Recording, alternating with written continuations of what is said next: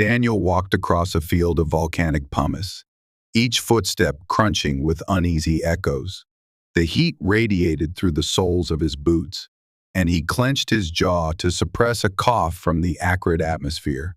He wore diplomatic attire, accentuated by small protective plates, for while the climate here was harsh, and the Beastkin were known to be formidable, so too was tradition.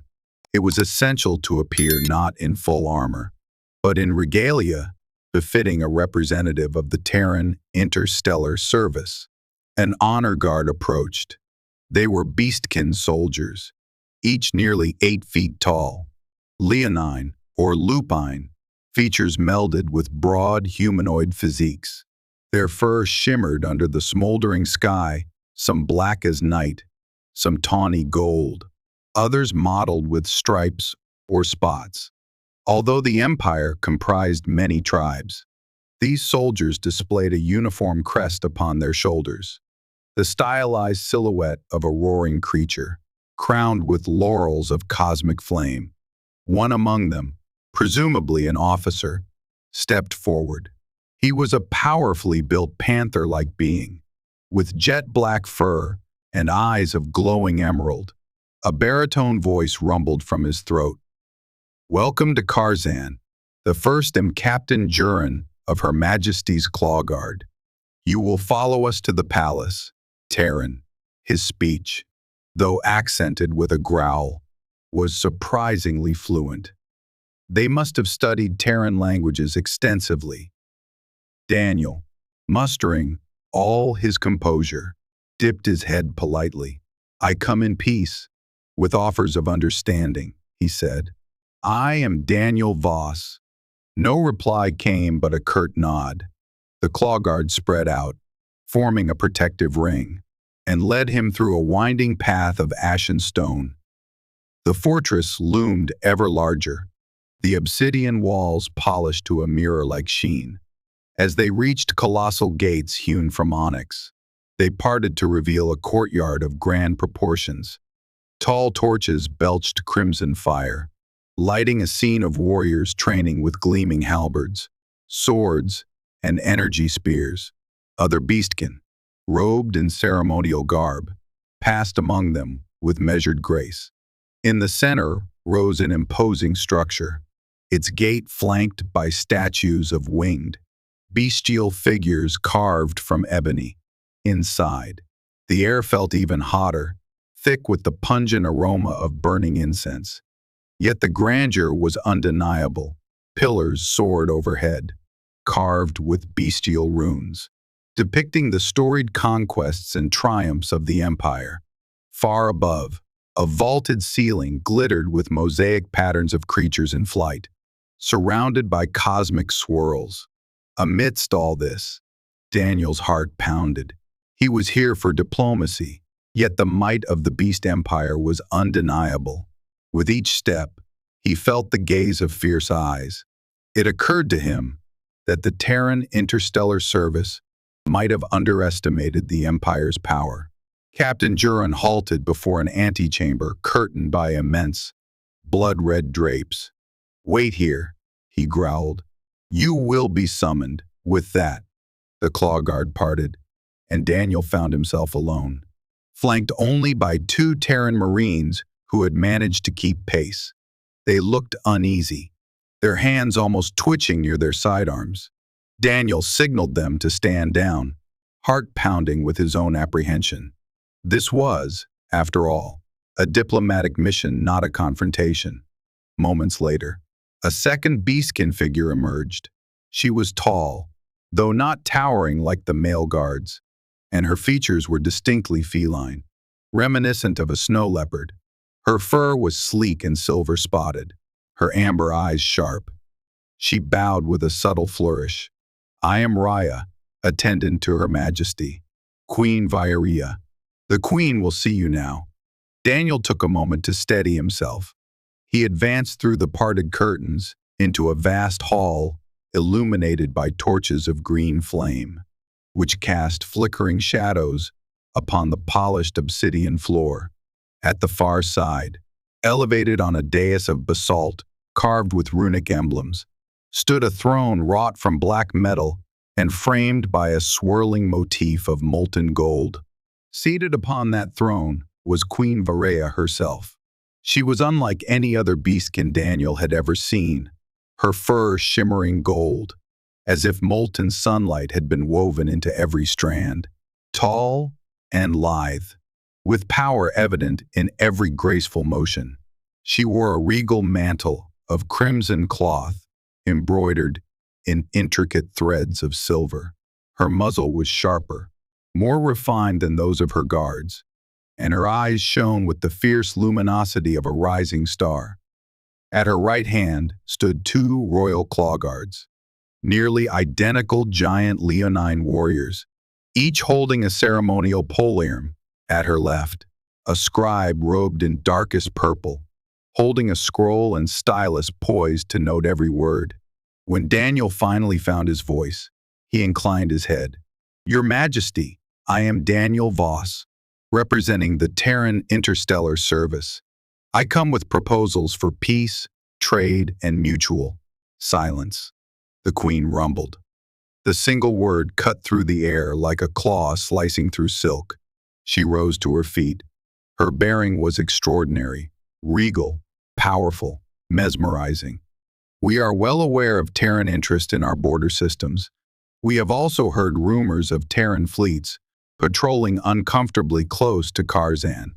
We stand on the brink of war, Terran. So speak carefully." Daniel steeled himself.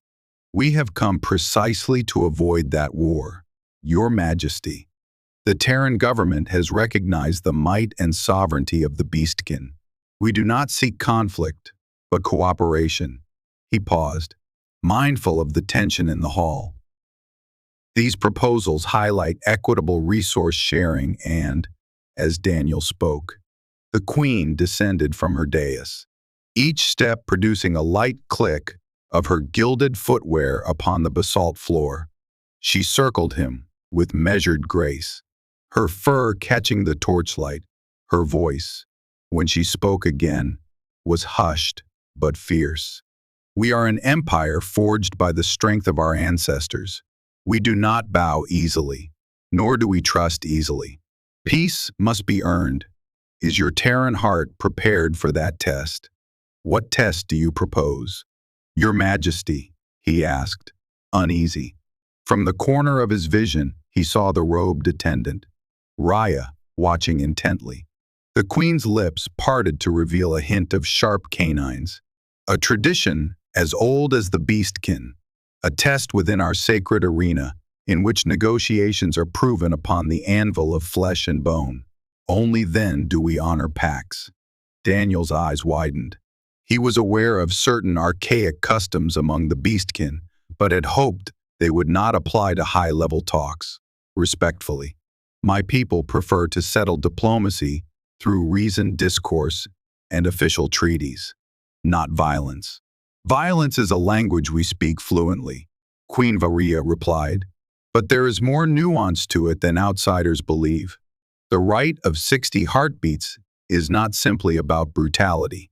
We test the mettle of those who would negotiate, for if they survive, they prove their sincerity and worth." Captain Jurin stepped forward from a corner and barked, "Yes, Your Majesty. Let the Terran face the right." Daniel felt his pulse quicken. The Marines at his back shuffled, tension radiating from them. This was exactly the scenario he had hoped to avoid, a challenge that could upend the entire mission. But refusing might be worse, as it could be seen as an act of cowardice or a direct insult to Beastkin pride. He licked his lips. "If this is what your tradition demands, I must see that tradition honored. But please, at least explain the rules." The Queen's muzzle curved into a half-smile. "We place you in our arena, a sanctum dedicated to proving one's worth. You stand unarmed for 60 heartbeats. If you remain standing at the end, you are deemed worthy to negotiate. If you fail, your mission fails. Will you face the right, Terran?" Daniel hesitated only for an instant, for he knew that to show weakness now was to seal Terra's fate in these negotiations. Summoning every vestige of courage, he bowed. I will face it. I will fulfill the rite of 60 heartbeats. A hushed murmuring spread among the Beastkin in attendance, and Queen Vireya's eyes flickered with interest. Then it shall be done. The rite is invoked. Prepare yourself, Daniel Voss. As the queen ascended her throne once more, Daniel's gut twisted with the gravity of what he had just agreed to. The fragile hopes for a peaceful resolution were now bound to an ancient test of survival. He whispered under his breath, "Don't get yourself killed." And though no one else seemed to hear, he sensed the shifting of cosmic threads all around him, as if fate itself bristled with anticipation. The Beastkin fortress turned out to be far larger than it first appeared. Hidden corridors, subterranean passages, and colonnades carved into lava tube networks branched off in labyrinthine patterns. Captain Duran led Daniel and the two uneasy Terran Marines along torchlit halls deeper into the stronghold. The stench of sulfur hung thick, and flickers of green flame illuminated each step. Eventually, they reached a chamber near what appeared to be the fortress's volcanic heart. Heavy gates, cast in dark iron, stood closed, and above them, elaborate carvings depicted ferocious Beastkin ancestors locked in eternal battle against monstrous alien threats. It stirred dread in Daniel, making him question again whether he was truly prepared. Duran turned, muzzle drawn back in a slight snarl. "You must remove your protective gear," he said. "The rite requires that you be unarmed and unarmored." Daniel swallowed hard. The Terran Marines bristled at the thought. One of them, Private Hayes, spoke softly. "Sir, with all due respect, this is madness. Let me face that arena instead." "I'm better equipped." Daniel raised a hand to still the soldier's protest. "This is a diplomatic matter. If I don't do this personally, the mission is lost." He looked at Duran. "I will comply." Reluctantly, Daniel removed the plates from his attire, handing them to the Marines along with his sidearm. He stood then in simple clothing, a shirt and trousers made of sturdy Terran weave, but hardly suitable for withstanding claw or fang. Still, tradition was tradition. Duran nodded, though there was no sympathy in his expression. "It is time." He pushed open the iron gates, revealing a broad arena beyond. Daniel stepped forward, each breath tight in his chest. The arena was an immense circular space under an open sky. A ring of ancient basalt columns stretched around its perimeter, and above them, tiered stands, already filling with Beastkin spectators eager to witness the rite. Torches on every column cast shifting green shadows upon the black sand floor. A hush fell over the stands as Daniel emerged. He was an anomaly, a Terran among ferocious onlookers. At the center, ringed by etched lines in the sand, stood Queen Vireya herself, clad not in her regal gown, but in form-fitting leather armor that revealed her powerful limbs. Her fur glimmered under torchlight, gold threads catching every flicker of green flame. She held a long, curved blade in one hand, a single-edged weapon that looked as ancient as the arena walls. Raya, the queen's attendant, stood nearby, unrolling a scroll. Her voice resonated through the hush, surprisingly amplified. "By ancient rite and custom, the rite of 60 heartbeats is invoked. Our gracious queen will face the challenger, Daniel Voss of Terra. If he endures the queen's onslaught for 60 beats of a Beastkin heart, he shall be deemed worthy." Daniel's heart pounded. He had assumed he might face some champion or lesser warrior, but not the queen herself. Looking across the ring, he saw her golden eyes blaze with determination. A deep drum began to throb, echoing through the stands. Boom, boom. It was the measure of a beastkin heart, slower and heavier than a human's. He could almost feel each beat in his bones. Queen Vireya raised her blade. The rite begins now. The first heartbeat thundered. Daniel tensed, summoning every reflex from the handful of combat lessons he had received during diplomatic training. The queen lunged forward, her blade a bright arc in the green torchlight. Daniel barely sidestepped, feeling the whoosh of displaced air as the metal sliced past. The second heartbeat. She pivoted with inhuman speed, reversing the blade in a fluid motion. Daniel dropped to one knee, the edge narrowly missing his shoulder. Already, the beastkin in the stands roared in approval, the hush replaced by raucous cheers. The third heartbeat. Daniel scrambled backward. He was unarmed, no recourse but to evade. He pressed a hand to the black sand, searching for a rock or anything that might serve as a crude weapon. His fingers closed around a shard of broken basalt, sharp and jagged. The fourth heartbeat. Queen Vireya roared, surging forward. Her blade came down, and Daniel raised the shard in a desperate attempt to block.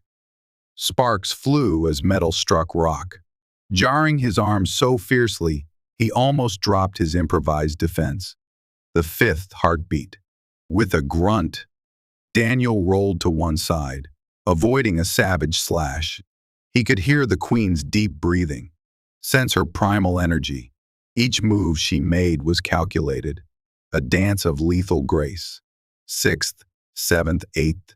The drum beats pounded in his ears, and the queen's assault gave him no quarter. Twice more. Daniel barely avoided blows that would have cut him in half. Once, the flat of her blade smashed against his side, sending him tumbling across the sand, pain blossoming in his ribs. Ninth, 10th, 11th. She advanced relentlessly. Daniel stumbled to his feet, ignoring the hot lance of agony in his torso. The stands erupted in cheers each time the queen struck. He risked a glance at the massive onlookers, seeing their eyes gleaming with bloodlust, or perhaps raw excitement. It was terrifying and strangely humbling. By the 12th heartbeat, Daniel's mind raced. I can't just dodge forever. I need a strategy. The queen had the advantage in every respect, yet she wasn't going for a killing blow instantly. Perhaps that was her warrior's pride, testing him. Or maybe it was courtesy to see if he could defend himself. 13th, 14th. The queen feinted to the left, then swept the blade low. Daniel jumped, the edge skimming his boot. A wave of fear crashed over him as he realized how close he came to losing a leg. 15th, 16th. He circled away, forcing distance between them, breathing ragged. The basalt shard in his hand offered meager comfort. 17th, 18th. The queen paused, her chest heaving. Though far less winded than Daniel, she studied him, eyes narrowed. You move well for a Terran, she said. There was no mocking tone, only a fierce honesty. Daniel didn't speak.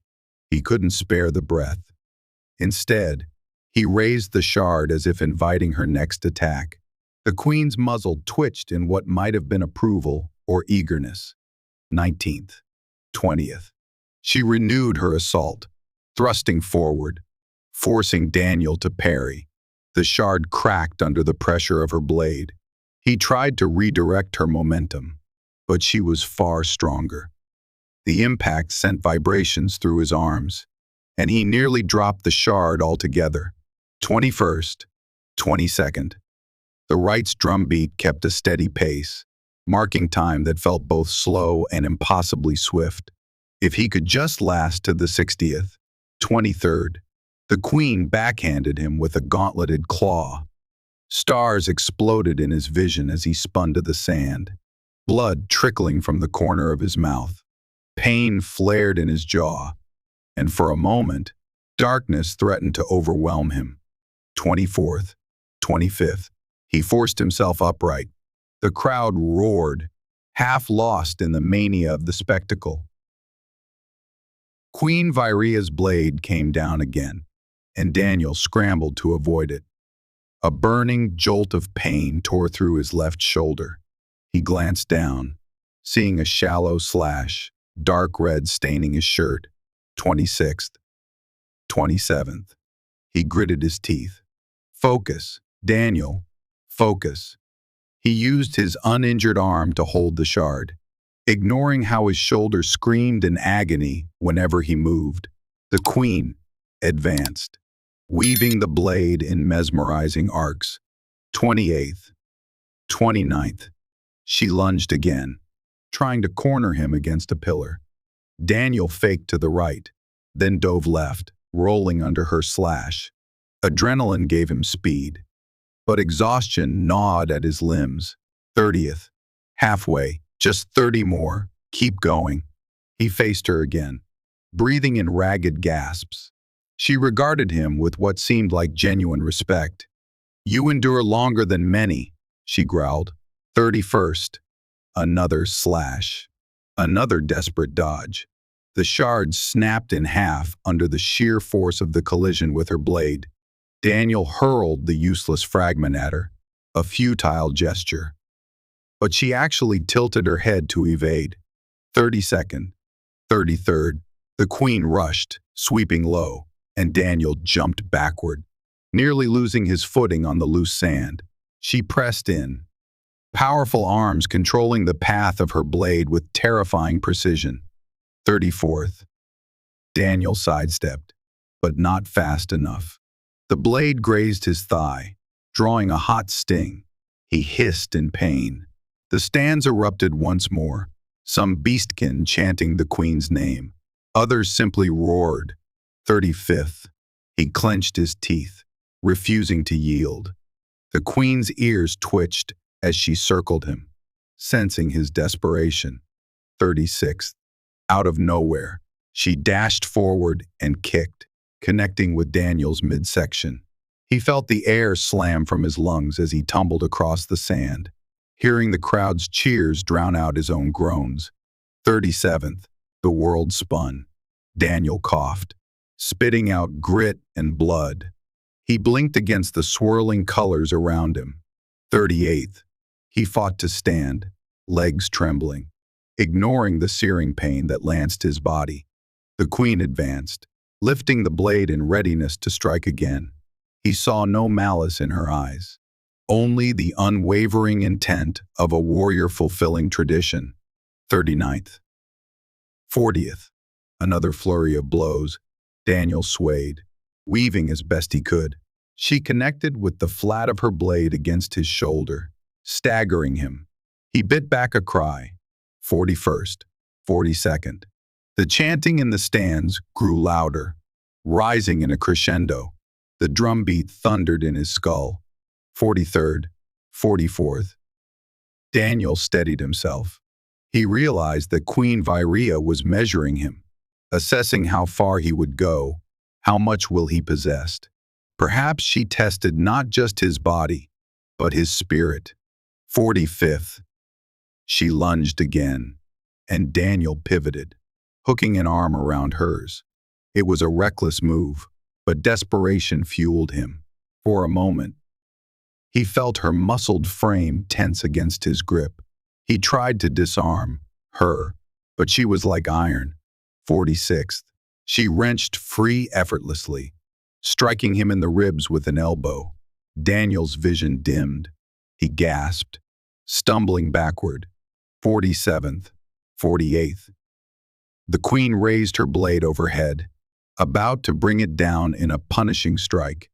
Daniel braced himself, arms raised defensively, certain he could not stop her. The blow fell. He twisted, feeling the steel carve a glancing cut across his forearm. Fresh blood flowed. But it wasn't a fatal wound. He collapsed to one knee, breath ragged. 49th, 50th. The roar of the crowd soared, and Daniel's heartbeat pounded faster than the drum. Only 10 more to survive. 51st, 52nd. The queen circled him like a predator, blade shining. Stand, Terran. Stand and show me your will, somehow. Daniel found the strength to rise, knees shaking. He faced her once more, battered but unwavering. 53rd. She rushed again, the tip of her blade aimed at his chest. He twisted away, the point grazing his side. Fire flashed through his nerves. 54th. She spun, delivering a backhand slice. Daniel ducked, feeling the blade whistle past his hair. 55th. He stumbled, nearly losing his balance. She advanced, raising the blade for a final strike. The stands were in a frenzy. 56th. The queen's blade descended. Daniel flung himself forward, ignoring every iota of pain, and managed to clasp the blade's hilt in his uninjured hand just for a second. 57th. The metal cut into his palm. He let go with a gasp, unable to hold it any longer. She pressed forward, forcing him to retreat. The crowd's chanting blurred into a harsh white noise. 58th. He raised his arms to protect his face. The queen's strike slammed into them, drawing a ragged yell. Blood trickled down. 59th. One heartbeat away from the test's end. Daniel teetered on the edge of consciousness, determined not to collapse. The 60th heartbeat thundered through the arena. Queen Vireya froze in place, blade hovering inches from Daniel's throat. Time seemed suspended, the entire arena silent. Daniel exhaled in a trembling breath as the final drumbeat echoed into the hush. He had survived the rite of 60 heartbeats. A roar erupted from the stands. Warriors stamped their feet upon the stone, shaking the air in a cacophony of approval. Daniel collapsed to his knees, drained of strength, his blood spattering onto the black sand. He stared up at the queen, whose own chest rose and fell with exertion. The lethal edge of her blade hovered near his chin, but she did not move to finish him. Raya stepped forward, raising her voice. The Terran has endured the rite. By decree of the ancient laws, he shall be deemed worthy to negotiate. With a swift motion, Queen Vireya flicked her blade away from Daniel's throat. She extended a clawed hand. He gazed at that hand for a moment, still trembling from the ordeal, then grasped it. She pulled him to his feet. A hush fell. At that moment, it felt as though the whole empire awaited her words. The queen's voice rang out across the stands, commanding and resolute. Behold this Terran, who has shown the will to stand against our might.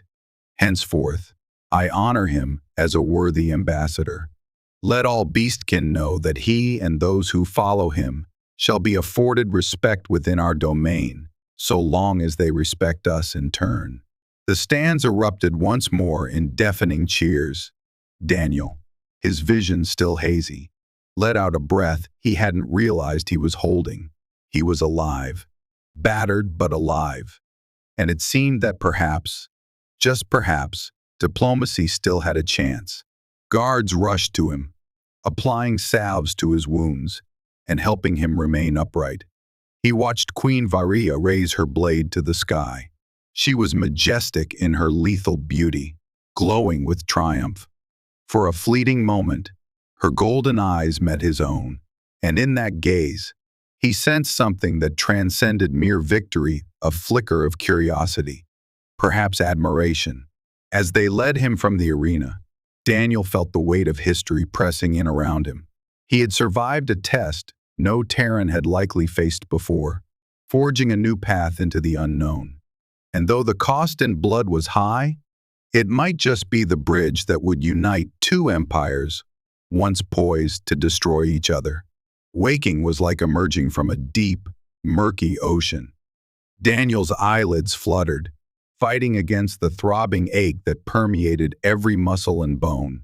He lay in a dimly lit chamber, the walls carved from obsidian, the floor covered with pelts from unknown beasts. Easy there, Terran, a low, rumbling voice said, He turned his head carefully to see a silver-furred physician, an older beastkin with wise green eyes. She was applying some pungent ointment to his bandaged forearm. "Your body needs rest." He blinked. Memory returning in disorienting fragments. The arena, the savage blade, the drum beats. "How long have I been out?" "A full day cycle," the physician replied, pressing the ointment into the bandage. "Your wounds were grave, but you show remarkable resilience. Queen Vireya ordered you receive the best care we can provide." Daniel managed a wry smile. "That's considerate of her. Consideration is rare from the queen." Another voice interjected. Daniel looked up to see Rhea, the queen's attendant, standing at the doorway, hands folded inside the sleeves of her purple robe. Her feline features conveyed gentle amusement. "She is often stern, though always just in her own manner." "What happens now?" Daniel asked, easing himself upright despite the sharp protests from his ribs. Rhea approached, placing a small dish of steaming broth on the low table by his bedside. "Drink this. It will help your strength. The queen has convened her council to discuss your proposals. They await your presence, but only when you can stand firmly." "She does not abide the weak," he winced, taking a cautious sip of the broth.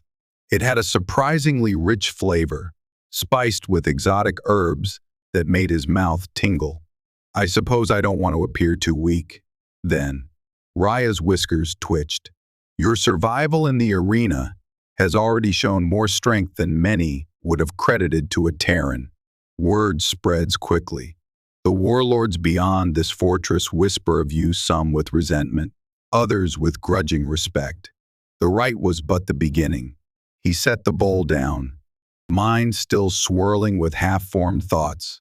"The beginning of what?" "An uncertain path," Rhea said, voice gentle, yet tinged with gravitas. "The queen is not the only power within our empire. Rival factions might see your success as a threat to their ambitions. If you can navigate these currents, you may find an alliance that changes the fate of two worlds." Daniel exhaled, leaning back on the padded rest behind him. "Let's hope I can stand. Then, and soon."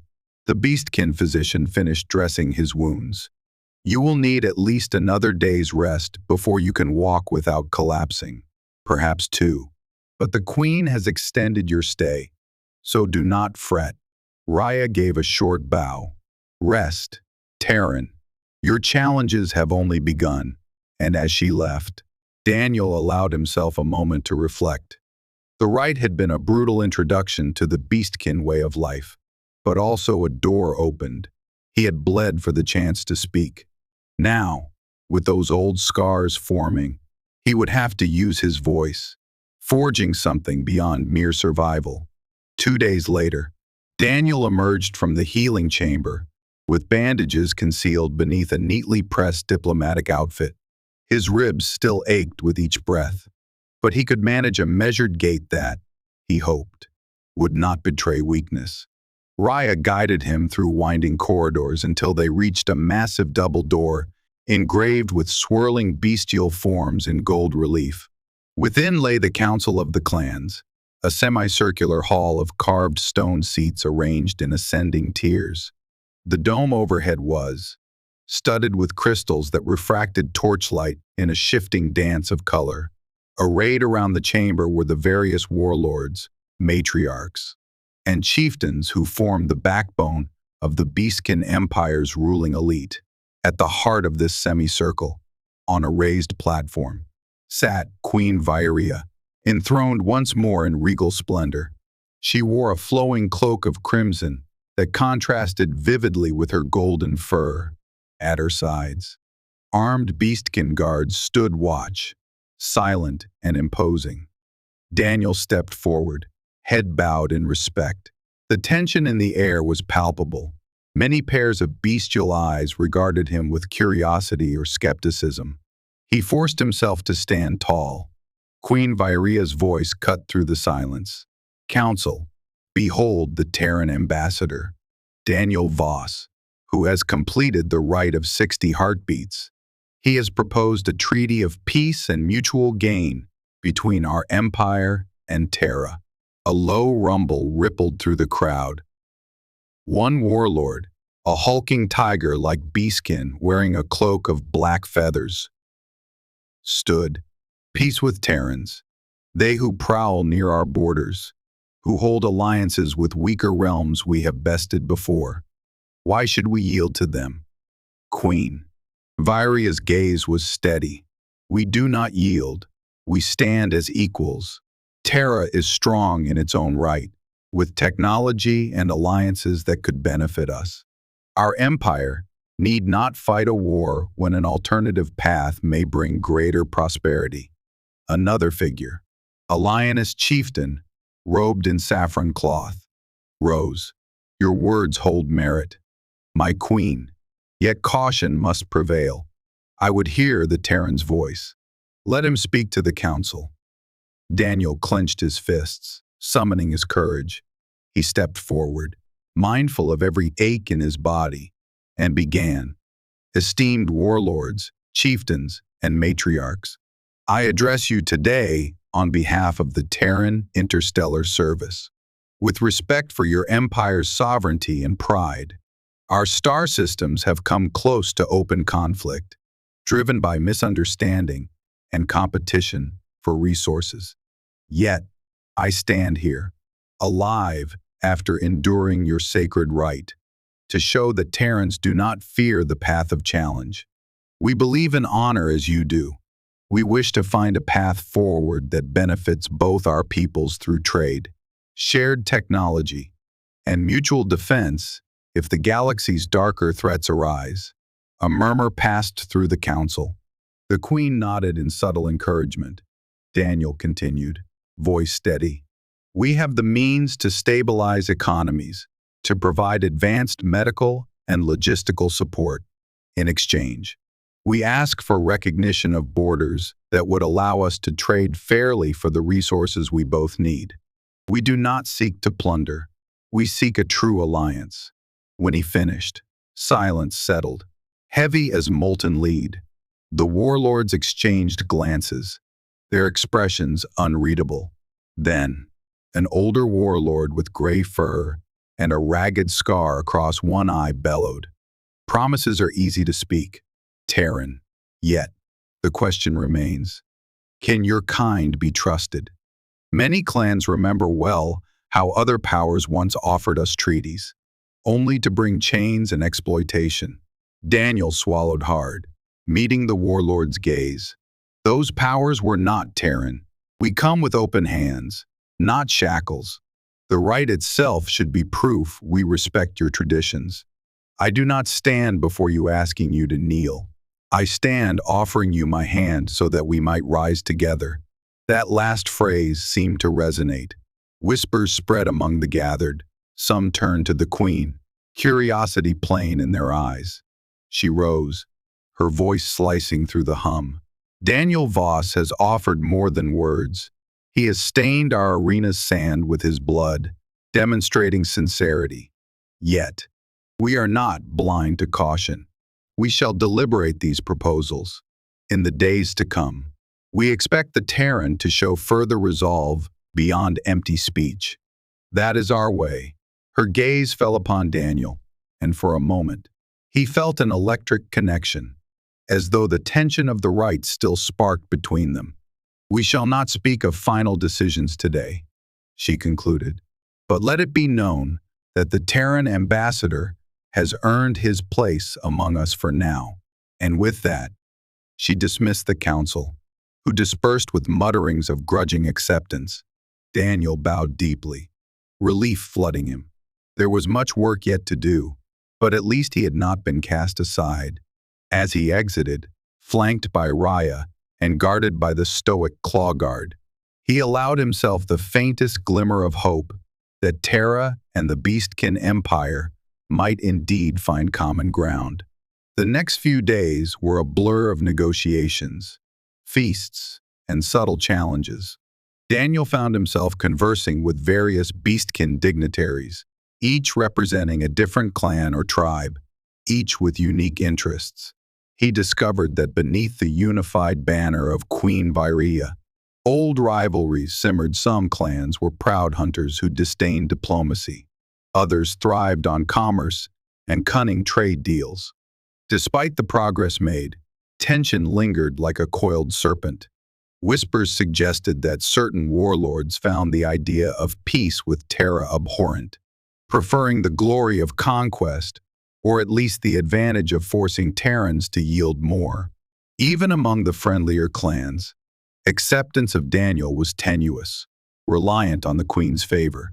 Meanwhile, Daniel's injuries healed under the expertise of the Beastkin physicians, who combined herbal remedies with surprisingly advanced biotech. He took every opportunity to learn about their culture, the significance of hunts, the role of honor duels, the importance they placed on clan bonds, and the ancient mythologies that shaped their self-image. He discovered that the Beastkin saw themselves as protectors of an ancestral legacy, fiercely proud and suspicious of outside powers. One afternoon, while Daniel was reading over Terran documents in a small library chamber, Raya entered, wearing a thoughtful expression. She presented him with a golden ring etched with swirling lines. A token of trust from Queen Vireya. She asked me to give it to you. Daniel turned the ring over in his hands, perplexed. Thank you. But why this gesture now? Raya's eyes glittered. You have shown dedication in these negotiations. The Queen wishes to acknowledge that. Also, you may find it useful, should you need to access certain restricted areas within the fortress. The ring, when worn, acts like a royal pass. He slipped the ring onto his finger, noticing how it fits snugly. A warmth spread from the band, an almost imperceptible hum of energy. Beastkin craftsmanship was exquisite, blending raw strength and refined artistry. Thank you. Raya, tell Her Majesty I will do my utmost not to disappoint. Raya's whiskers curved in a gentle smile. Your sincerity is evident. Still, be watchful. Not all within these walls welcome your presence. Daniel exhaled. I suspect as much. She inclined her head in farewell and exited. Daniel leaned back, letting his gaze wander the library's shelves of scrolls and bound tomes. He considered how quickly his life had transformed only a short time ago. He had been a modest diplomat, hoping to avoid conflict. Now he was bound to the fortunes of an empire that honored him for surviving their sacred right. The ring on his finger glowed faintly in the chamber's light, a silent reminder that destiny had placed him on a precarious path. A summons arrived the next day. Queen Vireya invited Daniel to join a royal hunt upon the ash plains beyond the fortress. Though it was phrased as an invitation, Raya's subtle tone suggested it was more of a command, a further test. Determined to continue proving himself, Daniel accepted. He was provided with gear more suitable for Kharzan's volcanic terrain, a tempered vest that could withstand the planet's heat, specially designed boots, and a short blade with a hilt carved from some sort of tusk. Only a small retinue accompanied him, Raya, a handful of claw-guard soldiers, and the Queen herself. The party set out at dawn, riding on massive reptilian beasts called drakhounds, scaled creatures with powerful limbs and throaty roars. The plains stretched out in a rolling sea of black ash, dotted with jagged spires of obsidian. Steam vents hissed from the ground, and the sky above was a swirl of crimson and gray. Despite the harshness, there was an alien beauty to Kharzan's landscape, like an ever-brooding canvas, ready to erupt in bursts of molten color. We hunt for devourers, Queen Vireya explained, riding ahead. She wore a lightweight suit of obsidian-hued armor that clung to her athletic frame, her golden fur glowing in the dim morning light. These beasts encroach upon the fortress walls in mating season, threatening our outer settlements. Daniel nodded, recalling from his studies that devourers were a fierce native predator. Reptilian quadrupeds, nearly the size of a Terran rhino, known for their razor-sharp claws and vicious packs. We ride into their territory. Yes, the queen replied, turning in her saddle to eye him. In the Beastkin Empire, we do not wait for threats to come. We strike preemptively, driving them back, culling the strongest. Are you prepared to face them, Terran? He gripped the hilt of his new blade, swallowing back nervousness. If I can endure your blade, your majesty, perhaps I can survive a devourer. Her muzzle curved into a faint grin at his attempt at humor. We shall see. They pressed onward for hours, following tracks left in the ash. The Drakhound's nostrils flared, catching the scent of potential prey. The group rode in near silence, communicating through hand signals. Daniel found the experience exhilarating and terrifying in equal measure. He was far from any Terran outpost, dependent on the goodwill of these feral yet proud beings. At last, the claw guard in the lead froze, raising a fist. Daniel saw them point to a ridge ahead, where half a dozen hulking forms prowled among the rock's devourers. They were heavily scaled, with elongated snouts bristling with fangs. One lifted its head, sniffing the air, its eyes gleaming with predatory cunning. Queen Vireya dismounted. The rest followed her example, tying the Drakhounds to a rocky protrusion. She signaled the hunters to fan out, encircling the beasts from multiple sides. Daniel's heart drummed in his ears. A devourer's roar reverberated across the ash field, echoing like thunder. Suddenly, the queen's voice rang out. Now! In a flurry of motion, the Beastkin hunters unleashed crossbow-like weapons that fired energized bolts. The devourers screeched as the first volley found its mark, two of them lurching to the ground. The others charged, claws tearing at the ash, eyes flashing. Daniel rushed forward, weapon in hand. He slashed at the nearest devourer, which snapped its jaws in a wild attempt to bite him.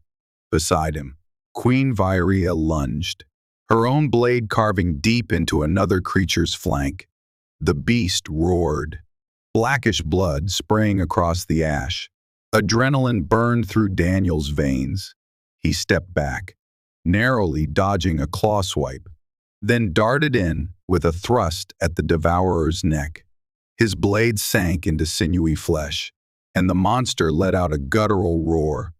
A powerful tail lashed out, catching his leg and sending him sprawling. Pain flared as he hit the ground. He rolled aside just in time to avoid a set of snapping jaws. From the corner of his eye, he glimpsed Raya's form dancing gracefully between two devourers, her dual blades glinting as she struck vital spots. The claw guards fought with systematic ferocity, working in pairs to bring down their targets. Gasping, Daniel scrambled to his feet, ignoring the throbbing ache in his leg. The devourer that had lashed him advanced again, dragging one hind leg wounded by an energy bolt. Desperate, Daniel waited for the beast to lunge, then sidestepped, plunging his blade deep into its side. It shrieked, flailing in its death throes, thick blood bubbling from its maw.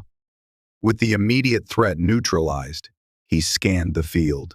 The devourers were all down, though a claw-guard soldier lay motionless in the ash, his chest savagely torn. Queen Vireya knelt beside the fallen warrior, her head bowed in silent grief or perhaps acceptance of the cost of the hunt. Then she rose, surveying the carnage. Her gaze flicked to Daniel. Though her expression was solemn, there was also an unmistakable glimmer of approval. "You fought well," she said, voice subdued. For a diplomat, he offered a weary nod, wincing at his bruised leg. "Thank you, Your Majesty. The devourers, they're quite formidable." She stepped closer, resting a clawed hand on his shoulder. You have proven again that your words are not empty. You stand with us, willing to fight at our side. The proximity sent a subtle rush through Daniel. Her feral presence was striking, the golden fur framing a visage both regal and savage. Raya came forward, wiping her blades on a scrap of cloth. We should head back. The devourers are dealt with, but more may lurk. The queen nodded, and thus the hunt concluded. A brief but intense skirmish that further cemented Daniel's place among these beings. As they rode back to the fortress, the wind carrying sulfuric gusts across the ash plains, Daniel couldn't help but sense that something deeper had shifted within the queen's mind. She had seen him fight, bleed, and stand strong. Perhaps that was the currency most valued here, the proof of one's worth carved out in the crucible of battle. News of the successful hunt spread through the fortress like wildfire. Daniel's growing reputation took on a new dimension. He was no longer just a diplomat who survived. To right, he was a Terran who had ridden alongside Queen Vireya to cull the devourers. Some clans found this admirable, even alluring, a symbol of potential unity. Others watched with calculating eyes, resenting the influence he seemed to be gaining. One evening, as Daniel dined in a grand hall with Beastkin officers, he noticed a group of warriors casting hostile glances in his direction. Their leader was a tall, muscular wolf like Beastkin, with streaks of silver fur down his arms. He wore the insignia of a clan rumored to oppose the queen's moderate stance. "What do you think they want?" Daniel murmured to Raya, who sat beside him, sipping from a carved horn of spiced drink. Raya's ears flicked in subtle caution. "That is warlord Atrax's brood. He resents Terrans. Thinks we should conquer first, negotiate later. Be wary." Before Daniel could respond, one of the wolf warriors approached, bearing fangs in something that was not quite a smile. "Daniel Voss," he growled. "Word says you're quite the hero now, riding with the queen. Are you sure you're not just her newest plaything?" A hush fell among the Beastkin at nearby tables. Daniel set his cup down carefully, his heart thumping. He remembered that open provocation often led to duels among Beastkin. He forced himself to remain calm. "I serve diplomacy, not personal ambition," he replied quietly. "I ride with the queen because she invites me to see your world more clearly." The wolf warrior sneered. "You speak like a soft little Terran. If you had real claws, you wouldn't be spouting these honeyed words," other warriors muttered, some amused, some disgusted by the wolf's provocation. Daniel tensed, unsure how best to respond. Was he supposed to challenge the insult or let it pass? He decided on a measured approach. "I survived the right. I fought devourers beside the queen. I've no need to prove myself to you. My actions speak." A flicker of anger crossed the wolf warrior's eyes, but he barked a rude laugh instead. "We shall see how well you fare when war truly comes. Terran." He turned on his heel and stalked back to his table, where his broodmates snickered among themselves. Raya exhaled softly. "You handled that well, but watch yourself. Atrax's brood might test you further." Daniel nodded, appetite fading. The fortress's flickering torchlight danced across carved pillars, casting shifting shadows that seemed to hint at hidden agendas. He wondered if his presence could truly avert conflict, or if it was fanning flames among those who preferred the sword to the treaty. Days passed, filled with endless conversations among the Beastkin leaders. New trade routes were debated. Resource division across contested star systems was scrutinized. Daniel offered Terran logistical data, explaining how cooperation could benefit the Empire without diminishing Beastkin's sovereignty. Some listened with earnest interest, while others remained aloof, suspecting hidden Terran motives. Queen Vireya observed all from her throne, silent yet attentive. Whenever a dispute threatened to escalate, she would speak in a voice that allowed no contradiction, bringing the conversation to heel. Daniel found her leadership style both mesmerizing and intimidating.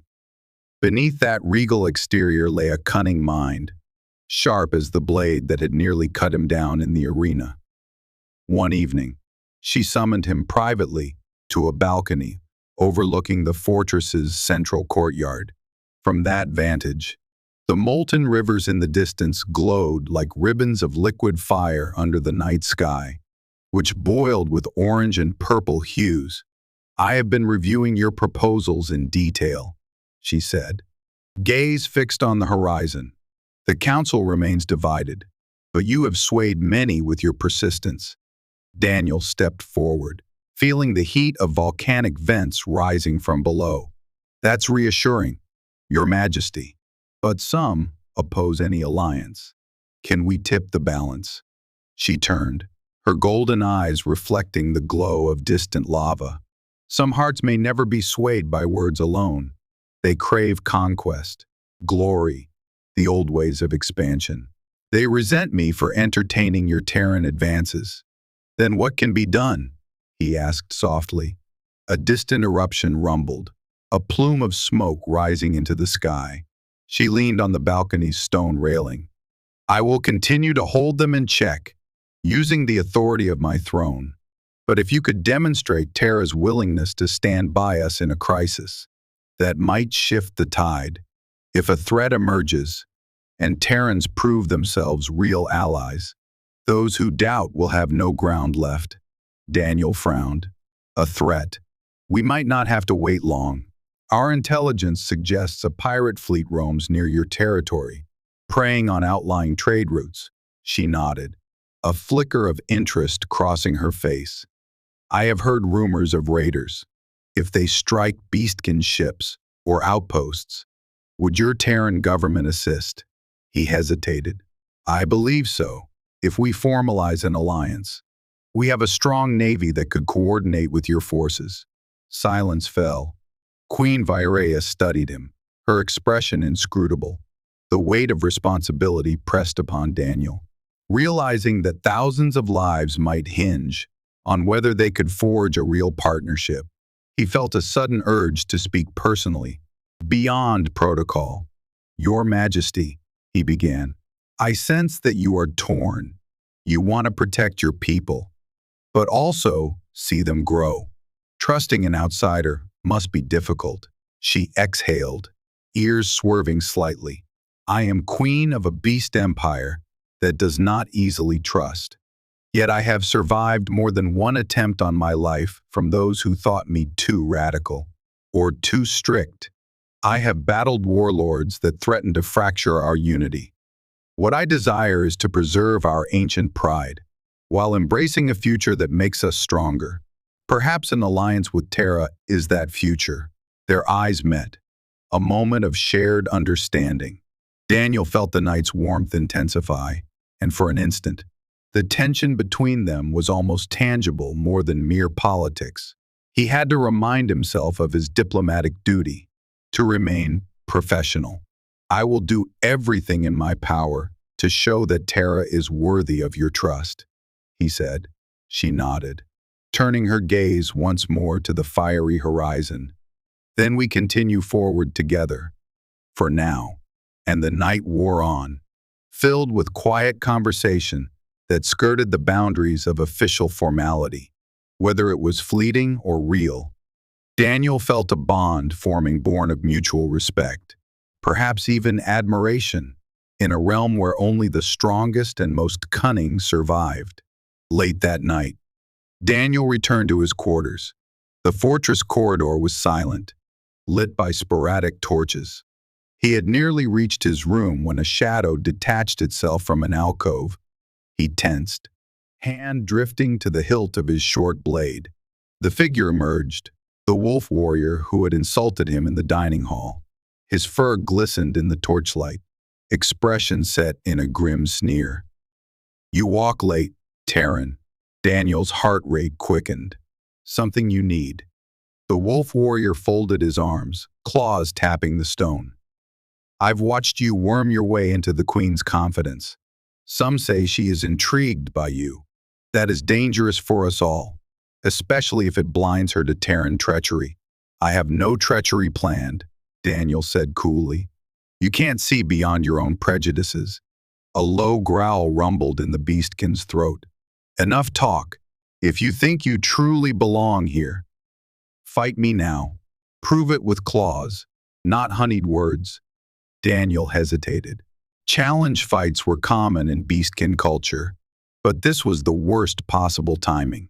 I'm not here to pick fights, he said, trying to stay calm. Coward. The wolf warrior spat.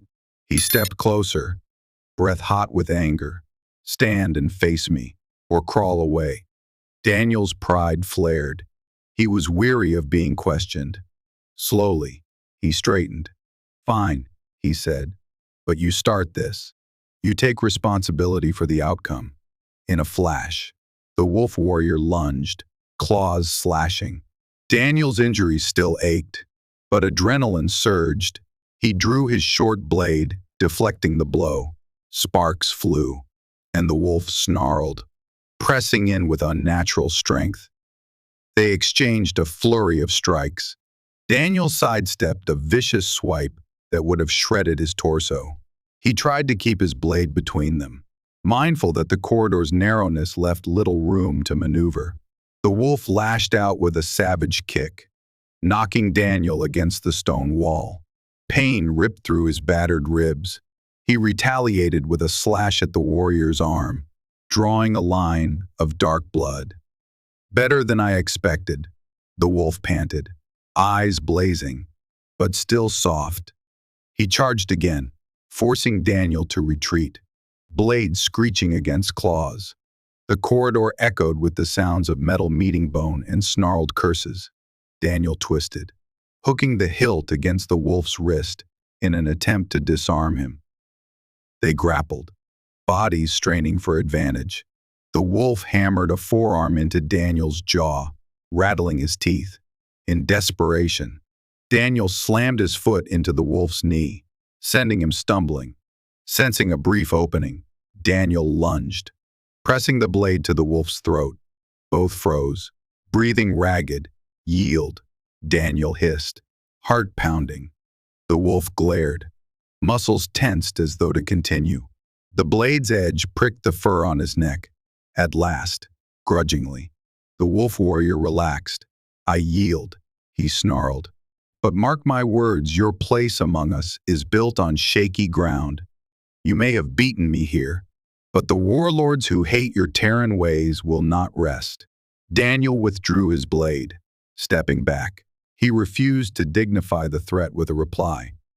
The wolf clutched his bleeding arm and stalked away, leaving Daniel panting in the flickering torchlight. He rubbed his bruised ribs, wincing. So it begins, he thought grimly. If public challenges and private ambushes were the norm, then forging this alliance would require more than words. Yet, despite the risk, he felt more determined than ever. Each obstacle overcome was a testament to Terra's commitment, and he would not fail. The following week brought dire news. A Beastkin outpost on Kharzan's southern continent reported a sudden, coordinated assault, an unknown faction attacking from the skies, armed with plasma cannons. The outpost's distress signal reached the fortress in the early hours of a new day, and panic tore through the ranks of the Claw Guard. Queen Vireya summoned Daniel to the strategy chamber, where a holographic map flickered above a stone table. Red indicators showed the outpost's location, near a line of volcanic ridges. Reports indicated that multiple small vessels had bombarded the settlement, leaving it in ruins. We suspect these are mercenary raiders hired by a rival warlord, Captain Duran growled, pointing to the map. No known external power has reason to target this outpost. It must be an internal betrayal. Queen Vireya's claws tapped the edge of the table as she studied the map. If a warlord orchestrated this, they risk open rebellion. We must respond swiftly to quell the assault and save any survivors. Daniel, standing beside them, felt a chill run through him. Let Terra help. We have small scout ships on standby in orbit. They could provide close air support to drive off the raiders. The Queen's ears flicked. Your ships could turn the tide. But are we ready to trust Terran warships above our lands? Daniel understood the gravity of the question. Allow a limited intervention under your direct command. They will coordinate with your fortress on secure channels. We only seek to protect your outpost. She locked eyes with him. Very well. Request that your ships move to assist. But be warned, if they overstep, if they threaten my people, there will be repercussions. He bowed. I understand. Within the hour, Daniel contacted the intrepid Dawn in orbit, relaying the Queen's instructions. A flight of Terran gunships deployed from the mother vessel, descending through Kharzan's turbulent atmosphere. Back in the strategy chamber, the tension was palpable. Beastkin officers exchanged uneasy looks at the prospect of Terran ships over their territory. Daniel prayed silently that the Terran pilots would adhere strictly to the directive. Any accidental bombing of Beastkin forces could ruin everything. A flicker on the hollow display showed the Terran gunships arriving at the outpost. Captain Jurin relayed ground conditions from Beastkin scouts. The settlement was indeed under attack, but the raiders appeared to be airborne pirates flying mismatched craft. The Terran gunships engaged them in a flurry of laser fire, forcing the pirates to break off. Within minutes, the red alerts over the outpost dimmed. A ragged cheer rose from Beastkin officers in the chamber. Queen Vireya's tail swayed, relief evident even as she maintained her composure. It appears your Terran support was well placed, she said softly to Daniel. We owe you thanks, he nodded. I'm glad we could help. Now we can focus on finding the mastermind behind these raiders. Her expression turned steely. Yes, let them tremble, for if this is the work of a rival warlord, they will face my wrath. Daniel glanced at the swirling map, the screen showing Terran gunships touching down to evacuate wounded Beastkin. A wave of satisfaction and hope filled him. This was tangible proof of cooperation, a real demonstration that Terra could and would stand beside the Beastkin. If the alliance was still fragile, it was also more real than ever before. Word of the Terran intervention spread across Kharzan and beyond, reaching the ears of warlords, chieftains, and even the common folk in outer villages. Some saw the timely rescue as a positive sign, a new era of unity.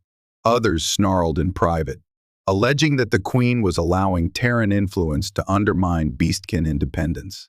Still, the immediate crisis had been averted, and Queen Vireya wasted no time capitalizing on the situation.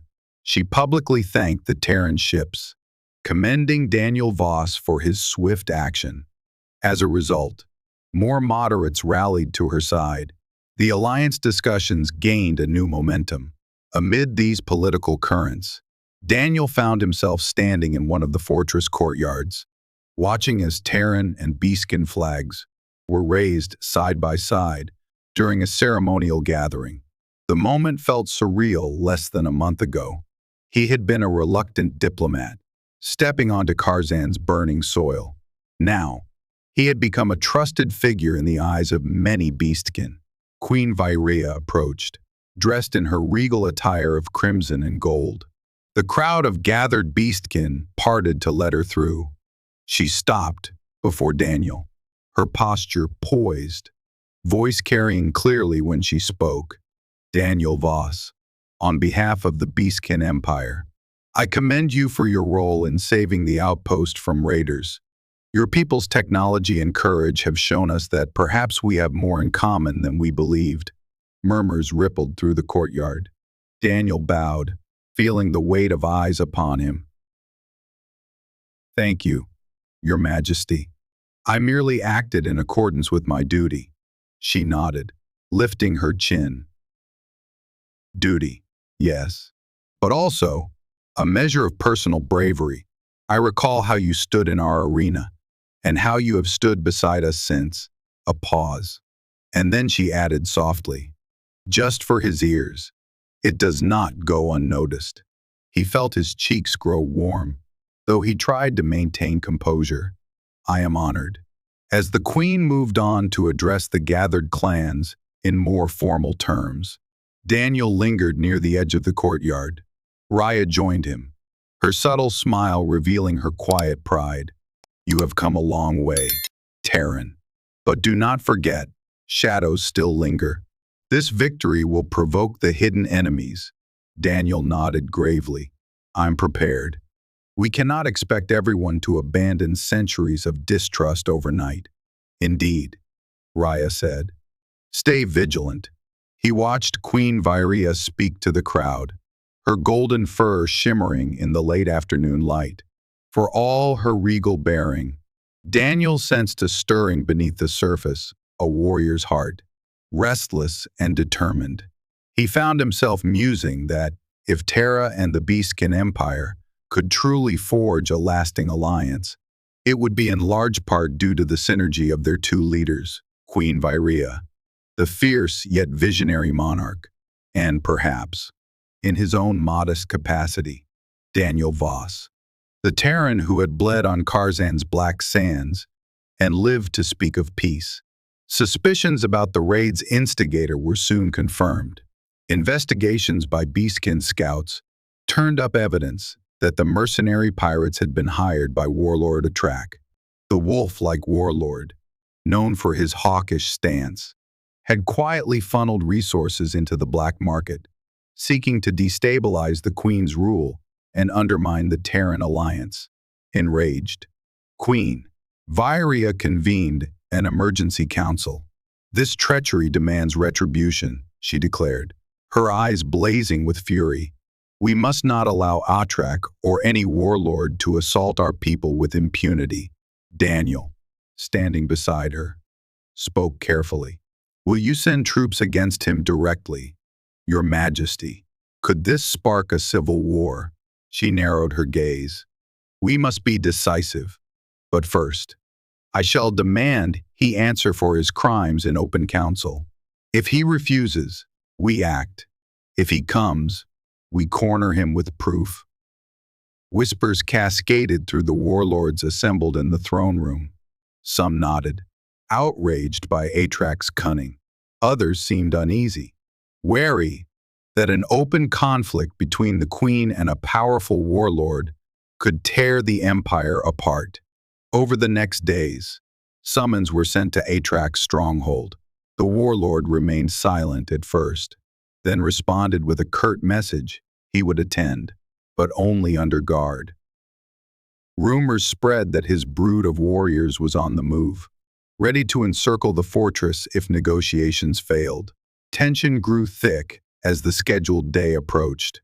Daniel spent sleepless nights poring over Terran diplomatic protocols, aware that this meeting could decide everything. If Atrak refused to yield, a civil war might ensue, one that could shatter the fragile alliance and draw Terra into a complicated conflict. Queen Vireya prepared as well, instructing the fortress to fortify defenses. Claw guards patrolled every corridor. Watchtowers glowed with energy shields. If Atrak arrived with treacherous intentions, he would find the fortress ready. On the appointed day, the atmosphere was electric with anticipation. Daniel stood in the grand hall, alongside Raya and Captain Jurin. A hush fell as the massive doors swung open, revealing Warlord Atrak, flanked by a dozen hulking wolf warriors. Their eyes gleamed with defiance. The warlord himself wore dark armor, adorned with the skulls of unknown beasts, casting a menacing silhouette. Queen Vireya watched from her throne, unmoving. The entire council was present, warlords and chieftains perched in their seats or standing behind. Atrak, The queen's voice reverberated. You stand accused of hiring mercenaries to assault a Beastkin outpost. Your own kin suffered under that attack. Do you deny it? Attract's lips curled in a snarl. I reject your allegations. These claims are fabrications meant to stifle opposition. Captain Duran stepped forward, brandishing a data slate. We have evidence financial transfers, eyewitness accounts, captured mercenaries who named you. Your brood's insignia was found on weapon crates. Will you deny that too? The warlord's gaze flicked to the data slate, then back to the queen. The mercenaries must have forged these leads to frame me. Murmurs of disbelief rippled through the hall. Queen Vireya's face hardened. We are not so easily deceived. Atrak, you have endangered our people, undermined my authority, and spat upon our traditions. Atrak let out a mocking chuckle. Your authority is the root of the problem. You grow weak, trusting Terrans. Soon, we will be subjugated, forced to kneel. His gaze fell upon Daniel, eyes brimming with contempt. That one is proof enough, an outsider strutting among us like he belongs. Daniel bristled, but held his tongue. This was the queen's confrontation. She rose, her regal cloak shimmering. Your false claims of betrayal do not justify attacking the Empire from within. I will allow the council to vote on your guilt. If found guilty, you will face the consequences. Atrak's snarl deepened. He glanced around, as if assessing allies, but the hostility in the hall was palpable. The evidence was damning. He saw no support, only condemnation in the eyes of fellow warlords. Abruptly, he raised a hand, signaling his brood. Very well. If you force my hand, then let us see who truly rules here. In a flash, his warriors drew weapons, forming a ring around him. The hall erupted in chaos. Beastkin guards rushed to protect the queen. Council members scrambled away from the confrontation. Atrak's brood, outnumbered but savage, launched into a violent clash. Daniel found himself forced behind a row of Beastkin soldiers as the hall erupted into howls and clashes of steel. Queen Vireya's eyes flared with fury, and she unsheathed the ceremonial blade, roaring in order to subdue the traitors. Blades flashed, roars and screams echoing off the stone walls. Atrak himself lunged toward the throne, aiming to strike down the queen. She met him head-on, their weapons colliding in a shower of sparks. The raw power of their blows shook the dais. Daniel's heart hammered. He grabbed a fallen pike, ready to defend himself if needed. But the Beastkin guards were swift, forming a perimeter around the queen. Meanwhile, Captain Duran and Raya fought with lethal skill against Atrak's brood, the clash turning the hall into a maelstrom of savage combat. Sensing defeat, Atrak snarled and leapt back, signaling a retreat. His warriors pulled away, forming a wedge to break through the guards. Bodies lay strewn across the floor. With a final bellow of defiance, Atrak sprinted for the doors. "Stop him!" the queen roared. But the wolf warrior smashed aside anyone in his path. Daniel, Jiinga, Chance, hurled the pike in a desperate move, aiming for Atrak's legs. The weapon clattered harmlessly off the warlord's armor. Atrak and his brood burst from the hall, the echoes of their footfalls fading into the fortress corridors. The queen lunged after them, but Captain Duran held her back. "Majesty, they have the advantage of a head start. Wait for the garrison to corner them." She trembled with fury, but relented. The hall was now littered with wounded Beastkin.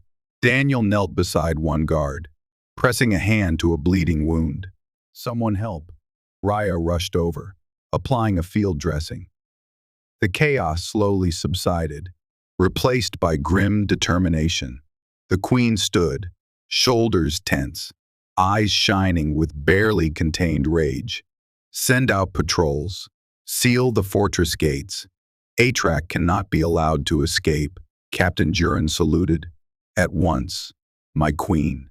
As the guards dashed off, Daniel stared at the carnage around them. The council had collapsed into a fiasco. Warlord Atrak, now an open enemy of the crown. The alliance with Terra was at a critical juncture. Daniel's mind raced. If the Empire descended into civil war, all hope for peace might be lost. He turned to find Queen Vireya standing amidst the chaos. Her golden fur spattered with blood. Their eyes met. In the midst of destruction, a silent understanding passed between them. They would not let Atrak unravel all they had fought for. The only question was how far they were willing to go to preserve the fragile unity. Alarms rang throughout the fortress. Claw guards and loyal Beastkin forces mobilized at the Queen's command, determined to track down Atrak before he could flee the region. Daniel joined a contingent led by Captain Duran and Raya, riding drackhounds out of the fortress gates under the swirling red skies. Molten rivers cast an eerie glow across the stony barrens, the heat pounding against them in waves. Tracks left by Atrak's brood indicated they had taken a southerly route, perhaps heading toward a secret outpost or hidden stronghold. We must move swiftly, Duran growled, scanning the horizon. Atrak will have made preparations for such a retreat. Daniel nodded. Gripping the reins of his drackhound, the beast rumbled beneath him, sensing his tension. If he calls upon mercenary allies again, we could be in for a nasty surprise. Raya's eyes narrowed. We have Terran support in the skies, do we not? Daniel quickly radioed a Terran scout ship, requesting aerial reconnaissance. Soon, overhead sensors pinged, guiding them toward a canyon of obsidian spires, where the trail seemed to lead. The journey was grueling. Scorching winds lashed their faces, and ash-laden breezes obscured visibility. At last, they reached the mouth of the canyon. A jagged pass wound between towering basalt pillars. Daniel's communicator crackled, detecting a small encampment beyond the second ridge. Heat signatures consistent with a dozen or so Beastkin, possibly more. Recommend caution. Duran dismounted, motioning for the rest to do the same. We shall advance on foot to maintain the element of surprise. He assigned small squads to flank the canyon, hoping to trap Atrak from multiple angles. Daniel's pulse raced. He checked his gear, ensuring his short blade and sidearm were secure. As a diplomat, he never expected to be part of such a mission. Yet fate had thrust him into the heart of Beastkin conflicts. Slipping through the canyon's narrow passages, they came upon the encampment perched on a rocky plateau. Smoke rose from makeshift fires. Though partially hidden by a natural arch of volcanic stone, they could see shapes moving wolf warriors hauling crates, tending to wounded. Atrak's brood. Captain Duran signaled for silence, and the contingent drew closer. But as they prepared to strike, an alarm sounded from the enemy camp. A watchful sentry must have spotted them. Immediately, chaos erupted. Wolf warriors grabbed weapons, howls splitting the acrid air. Duran roared, "Attack!" and the claw guard charged. Blaster fire and snarls echoed through the canyon. Daniel found himself firing at a wolf warrior who rushed him with a spear. The shot singed the attacker's fur, sending him sprawling. He advanced carefully, heart hammering, trying not to lose sight of Raya or Duran. Some of Atrak's brood fought with desperation. Others seemed panicked. It was clear they had not expected the Queen's forces to arrive so quickly. The black basalt walls magnified the roars of combat into a deafening din. Suddenly, Daniel glimpsed Atrak himself, standing atop a rocky outcrop, surveying the battle with fury in his eyes. Their gazes locked. Atrak bared his fangs, then turned to sprint deeper into the canyon. As if seeking an escape route, Daniel yelled to Duran, "Atrax fleeing that way!" Without waiting for orders, he bolted in pursuit, adrenaline fueling his limbs. He scrambled over jagged rocks, ignoring the sting of scrapes and bruises, determined not to let the warlord vanish. Atrax moved with lithe ferocity, bounding across precarious ledges. Daniel, panting, struggled to keep up, nearly slipping on loose gravel. The canyon walls rose around them, twisting in unnatural shapes from ancient lava flows. At last, he cornered Atrax on a sheer cliff, overlooking a seething pool of molten lava far below. "Stop!" Daniel shouted, leveling his sidearm. "There's nowhere left to run," Atrax snarled, eyes wild. "You think a Terran can hold me? I'd rather die than surrender to the Queen's puppet." Daniel stepped forward, carefully. "This alliance is for your empire, not just the Queen. Your attempt to undermine it is costing Beastkin lives." The warlord's muzzle curled. Better to die free than live as a Terran lapdog. Seeing no peaceful resolution, Daniel braced himself. "Lay down your weapons. I don't want to kill you, but if you force my hand," with a guttural roar, Atrax lunged. Daniel fired, but the warlord twisted aside with astonishing speed. He slammed into Daniel, claws raking across his vest, nearly sending him over the cliff edge. Pain shot through Daniel's shoulder. He clung to the rocky ground, sidearm tumbling from his grasp. Atrax loomed above him, raising a clawed hand for the killing blow. Desperate, Daniel lashed out with a kick that caught Atrax's knee. The warlord staggered, and in that split second, Daniel shoved him with all his might.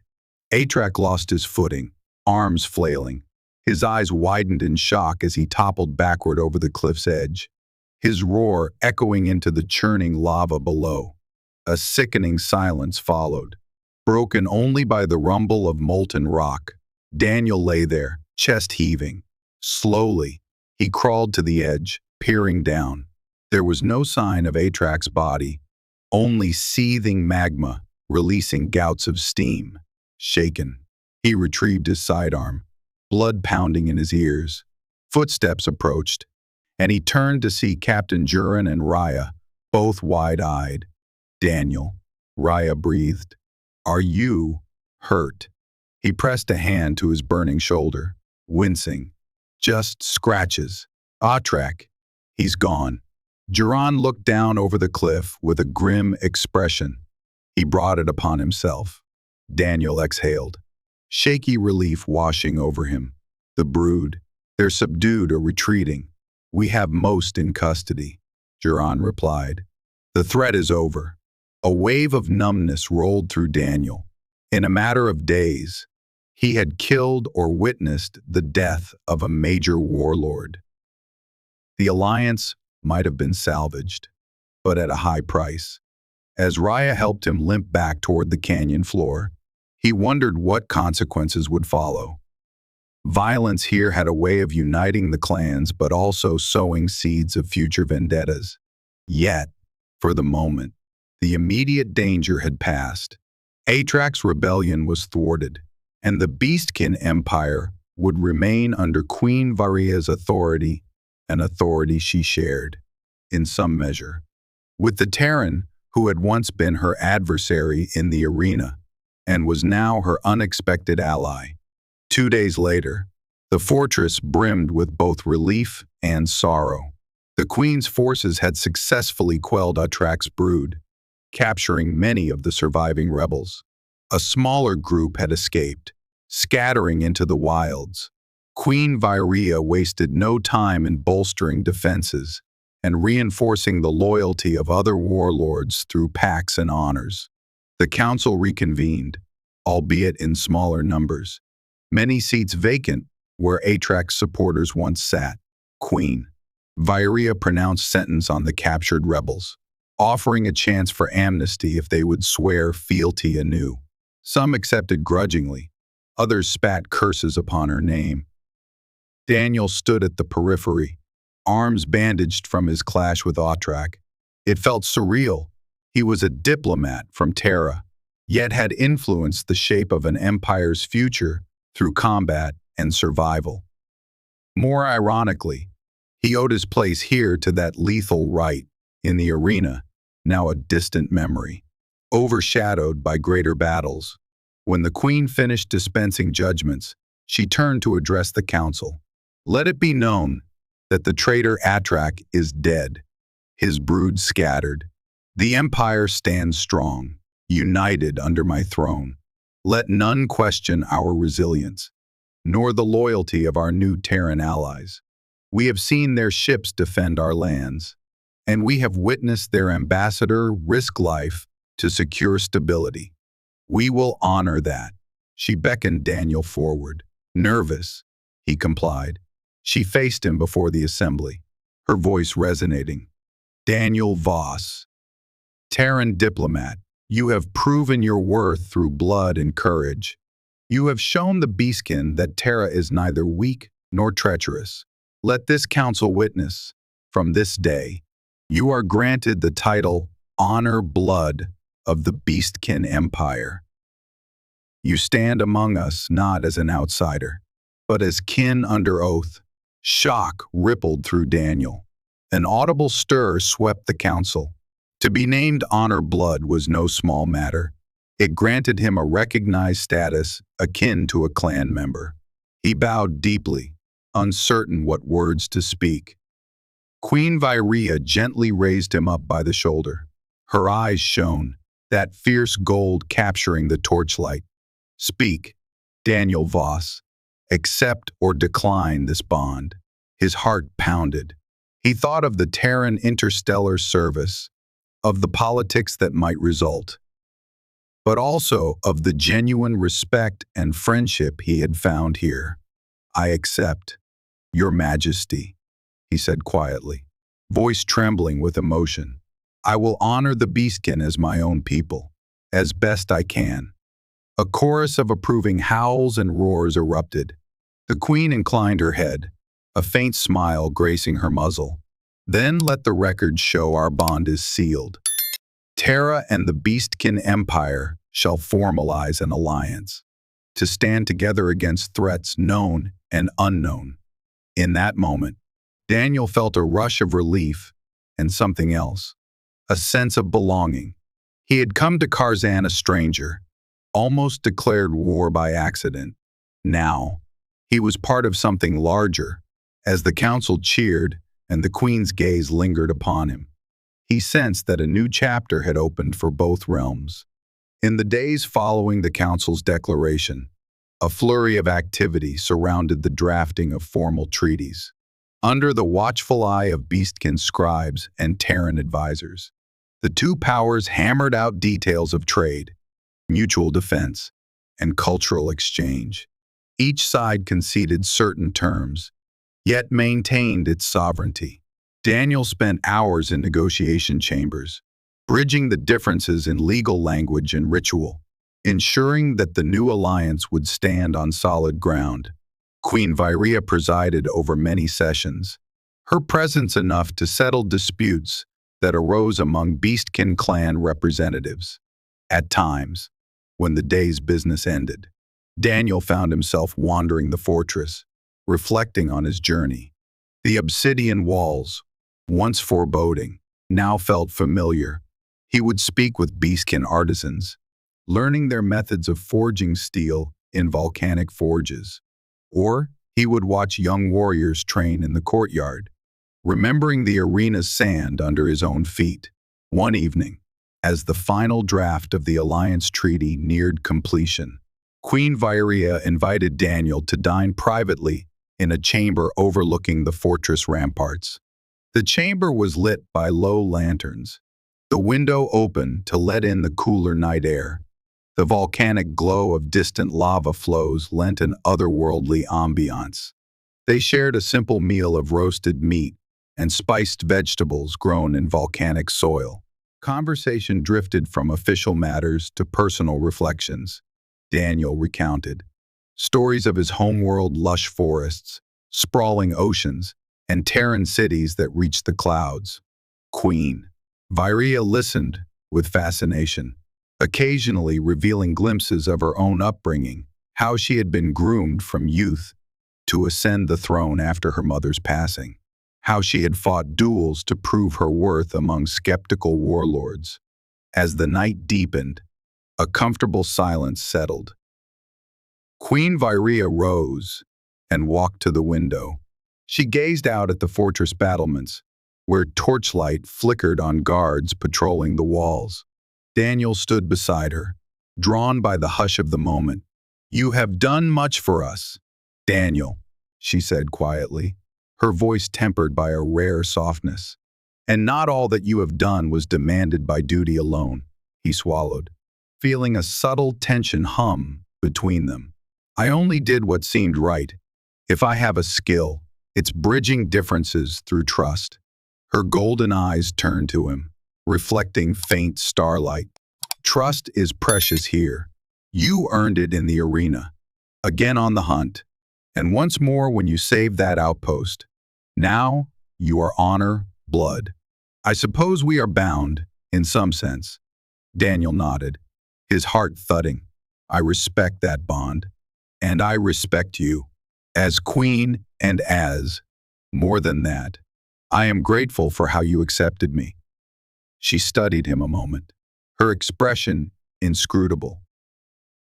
Then a slight smile curved her muzzle. "You speak well.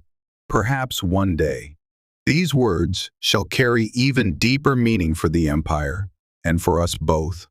Before he could parse her meaning fully, she returned to the table, the moment passing like a whisper in the night. Yet, his chest felt tight with an unnamed anticipation. The line between duty and something more personal felt dangerously thin, and though neither would say it aloud, they sensed that fate had drawn them together in ways neither realm had foreseen.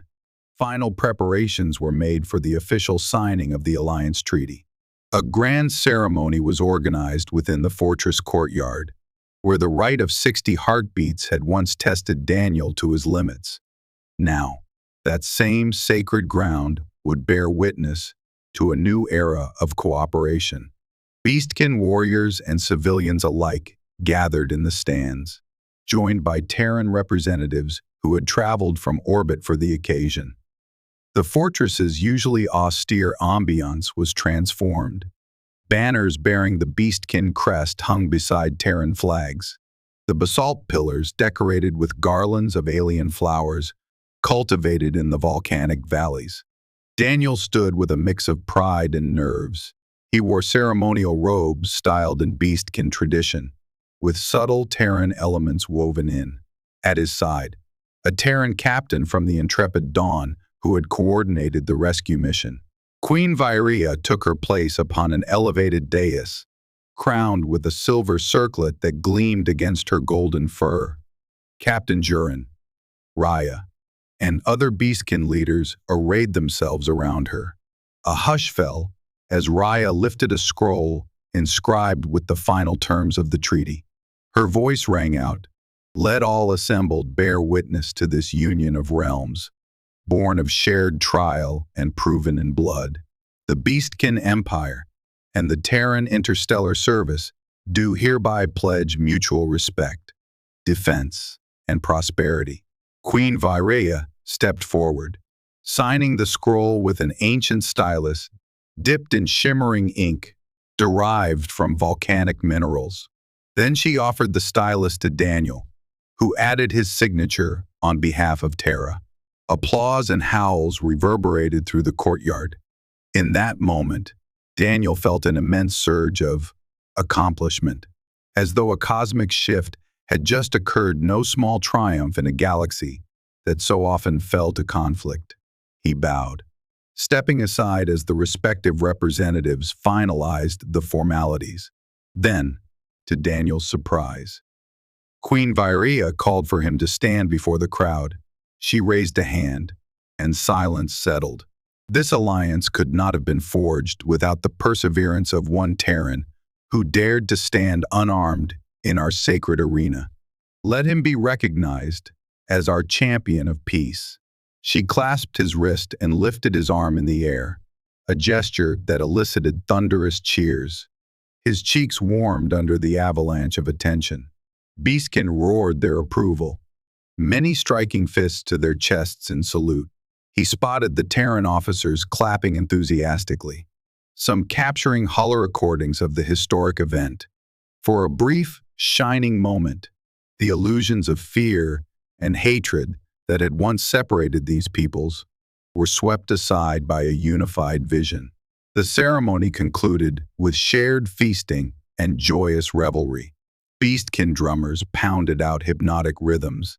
Dancers whirled in kaleidoscopic circles. Terran musicians joined in, with dot electronic instruments, forging a spontaneous fusion of two cultures in celebration. As the festivities wore on, the Queen found Daniel again, this time near the edge of the courtyard. Her voice was low, pitched for his ears only. "You've left a mark on my empire, Daniel Voss. I trust you'll remain for some time to ensure the treaty's full implementation." He inclined his head. "Yes, Your Majesty. My superiors agree that I should stay on as liaison, at least until stability is assured." She let out a short, approving rumble. "Good. We will have need of your counsel in the days ahead, and so shall I." Their eyes locked, the crowd's noise fading to a distant hum.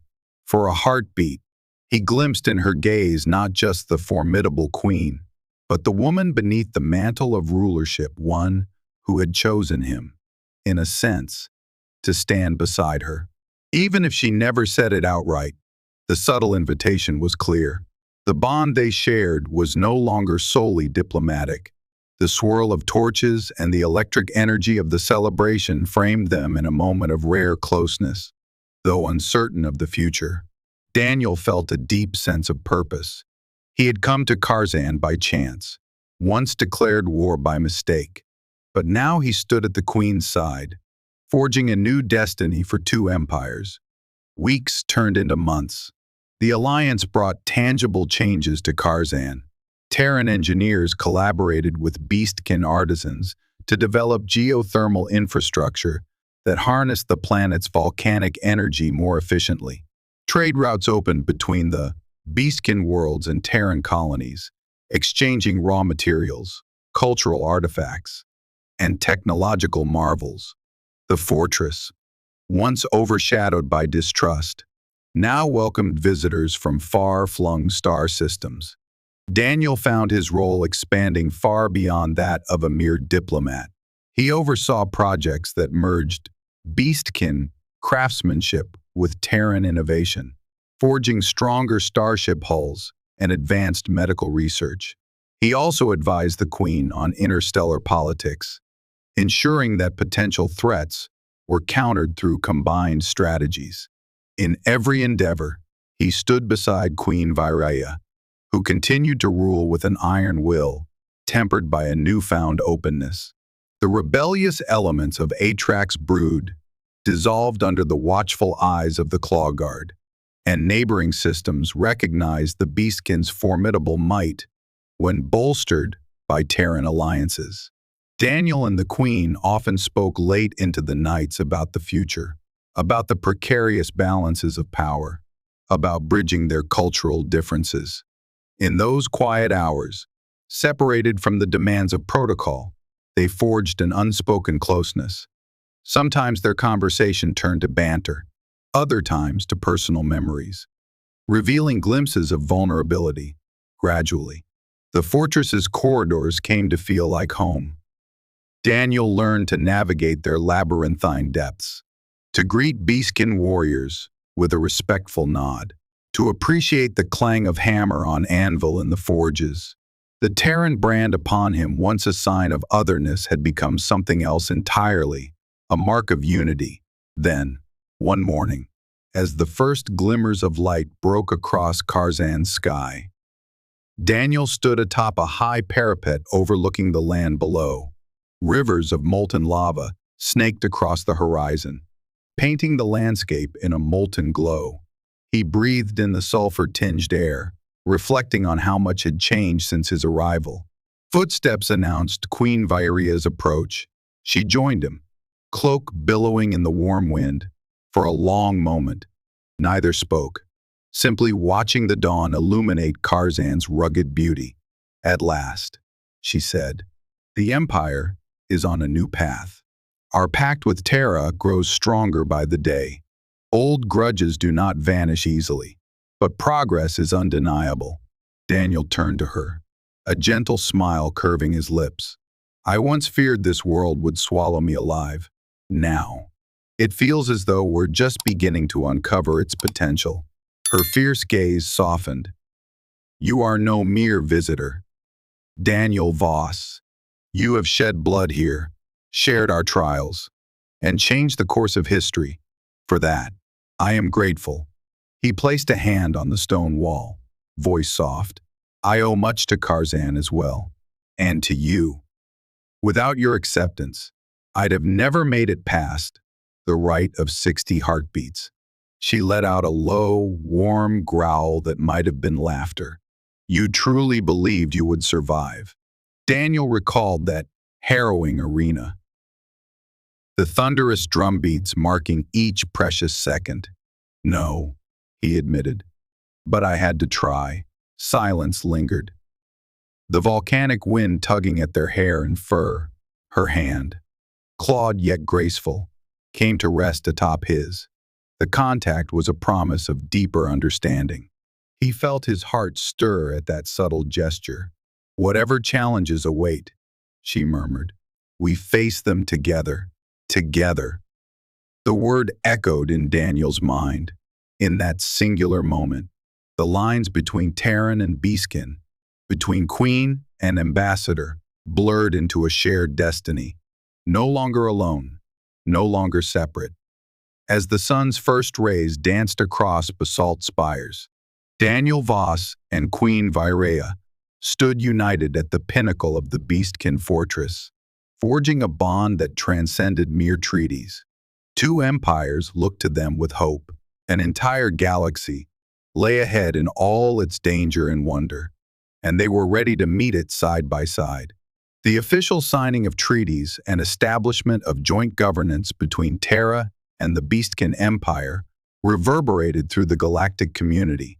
Worlds once wary of Beastkin ferocity now saw a realm that had embraced both tradition and forward-thinking alliances. Terra's reputation rose, recognized as a power willing to meet new civilizations halfway, prepared to defend allies with both honor and technological might. Kharzan itself bloomed in ways unthinkable before. With Terran aid, farmland grew on volcanic slopes once deemed barren. Beastkin engineers refined ancient forging techniques by integrating Terran data analytics. The Empire's starfleets, once built solely for territorial defense, now patrolled shared borders, ensuring safe passage for all who traveled under the new alliance's protection. Daniel Voss remained on Kharzan, no longer just a liaison, but a vital figure in bridging the two cultures. His Terran superiors, initially skeptical, praised his groundbreaking success. Diplomatic awards and commendations showered him, though he found more satisfaction in walking the fortress halls, exchanging nods and friendly words with Beastkin, who once regarded him as prey. Queen Vireya continued to guide her people with unwavering resolve, her golden fur a symbol of regal authority. Yet in quieter moments, she and Daniel would speak of the life they had built, the bond that had grown from an accidental challenge to a shared purpose. Their closeness, once an unspoken tension, now rested comfortably in mutual respect and affection. Word spread in hushed rumors that the Queen's personal chambers often welcomed the Terran after official duties concluded, though none dared question the private affairs of their monarch. In time, other star systems sought similar pacts, intrigued by the model of two disparate civilizations forging a union without subjugation. The Beastkin Empire and Terra became known as a testament to possibility, that two worlds could meet in a cosmic arena of differences.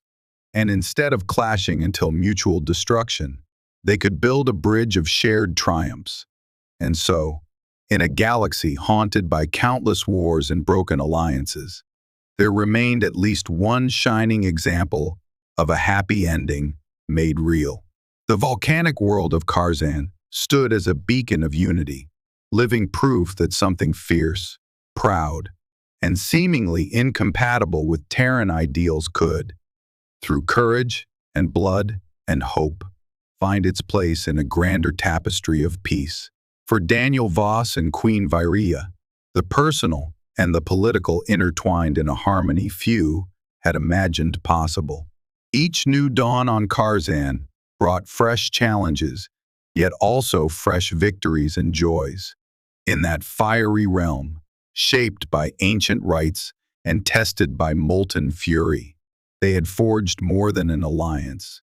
They had forged a new destiny, bound by honor, sealed in blood, and at last crowned with love's subtle promise.